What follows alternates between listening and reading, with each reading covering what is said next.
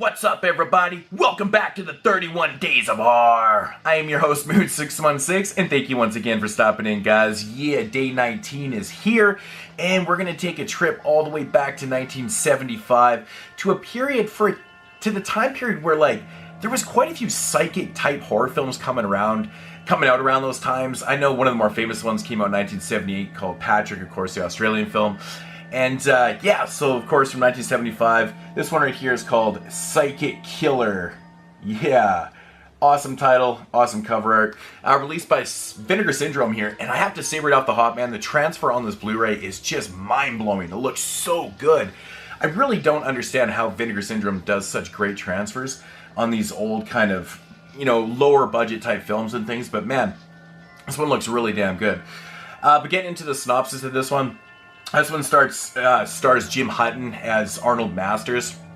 Now, Arnold Masters is, he's kind of living an unfortunate life right now. He's been wrongly accused of killing his mom. Now he's incarcerated in this asylum, and he's really hating the world. He can't stand that he's in there, and the longer he's in there, the more hatred he's just kind of building up and things like that. While he's in there, he meets another inmate who likes to practice astral projection.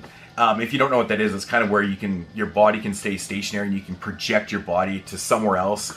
And after this inmate actually ends up killing himself, Arnold almost inherits all of his powers and things like that. And then, of course, Arnold has the best day ever, and he learns that some new evidence has come forward, and they actually release him from the asylum. So now he's back in the free world, and he's got these abilities. He's got all these crazy powers, and now he wants to seek revenge on anybody that had something to do with his mom's killing and the people that kept him in jail. So now people are starting to get picked off in these crazy ways, one by one, and that's your film right there. So my thoughts on this one: this is a really, really entertaining film, man. Really great performances, man. Jim Hutton, as the lead character in this film, does a fantastic job, man. He's just so conniving and just so awesome. I love the fact that when the police investigation is going on, the police are trying to figure out. Actually, the police are played by Neville Brand, and Aldo Ray actually has a small role in the film too. Neville Brand does a great job in this, but it's so crazy because the way they're investigating stuff, he's basically telling the police in the film that he's responsible for this, but they can't figure it out because he's been stationary and stuff. I really like this idea. It's kind of like a slasher film without doing the stalking and slashing and stuff. It's really kind of interesting.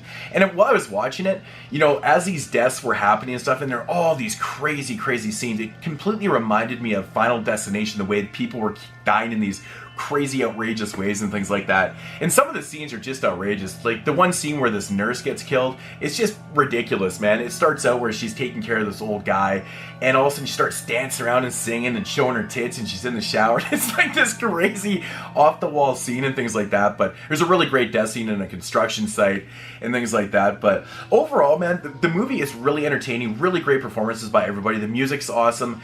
It does have a lot of flaws, though. I mean, you really kind of have to disconnect yourself from reality, because it's never been proven that this thing actually exists. It's been lots of talk about astral projection, all these other types of weird arts and things that people practice, all these so-called energies that the earth has and stuff. But if you can kind of disconnect yourself from that and just kind of take it for what it is, it's kind of an interesting premise. I love the fact of, they showcase Arnold sitting at home, almost sleeping, but he's not really sleeping, because when he projects himself in the film, which is actually kind of a cool premise, he dies. He loses all function of his body. His heart stops. He's not breathing and things like that. So it's kind of an interesting premise. So, and when he comes back to his body, that's when he kind of sprouts up again and things. Very cool idea, but man, this movie had me rolling, man. There's a scene in this film where he's kind of having this dream about his mother being killed, and it's this awesome dummy death. I'm not going to give away this scene, but man, I almost fell off my goddamn couch laughing. I started howling laughing. It was just funny shit. If you follow my channel, I'm a huge fan of dummy deaths. I love dummy deaths. They're just so funny. But yeah, this movie was really entertaining. Like I said, it's not perfect. It does have its flaws and things like that. I think the cinematography at time was kind of jarring. So there were some really awkward scenes and things like that, but it kind of added to the feel of the film. It's portraying itself as being a really serious tone film, and with all these serious actors and stuff, and this very serious police investigation and things that are going on. There's no comedy, intentional comedy, but there's lots of laughs, which is kind of funny. So, but yeah, without giving anything else away, man, I have to say the ending of this film was very surprising. It was awesome. It was shocking to me. I couldn't believe that they actually went the route that they did. I thought it was going to go a different way, and it didn't, and it really kind of shocked me, and I was like, damn, that's kind of crazy what they just did. It's kind of brutal and stuff, so...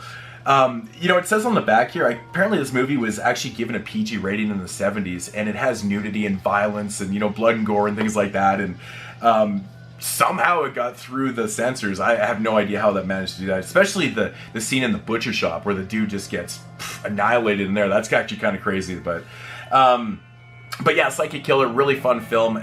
You know, I couldn't get enough of Jim Hunt, man. He did such a great job as the main lead in this film. He's just fantastic, but you got to check out Psychic Killer, man. Not a perfect film, again, repeating myself, but if I had to rate this one, I'm going to give it probably about a 7.5 out of 10. The entertainment value, super, super high. If you're a fan of these, you know, these kind of psychic ability type films, especially from the 70s, they did so many good ones in the 70s.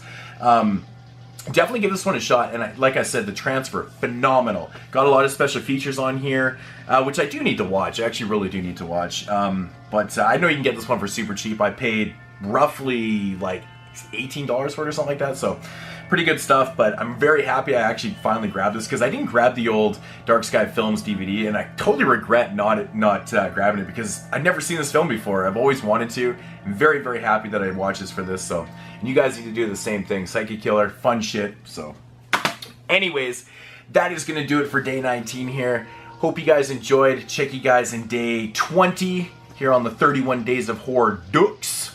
And as usual, peace!